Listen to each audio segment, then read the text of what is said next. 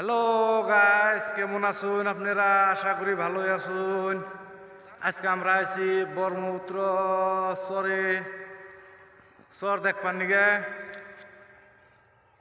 এই যে আমার পিছন সাইডে হইসা খেত। হ্যাঁ ভাই, একটা বহুত দুঃখের বিষয়, আমরা যে জায়গায় আছি এন থেকে প্রায় রাস্তা মাথাবাড়ি 2.5 কিলোমিটার বা 3 কিলোমিটার মতো নেব।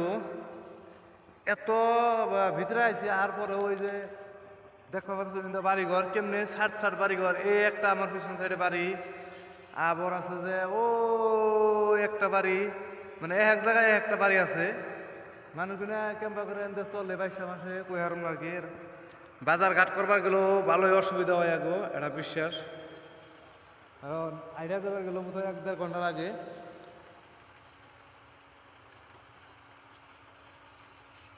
বহুত ফাঁকে বাড়িঘর, মানে ধরুন আর কি, এই চকে একটা ওই চকে একটা।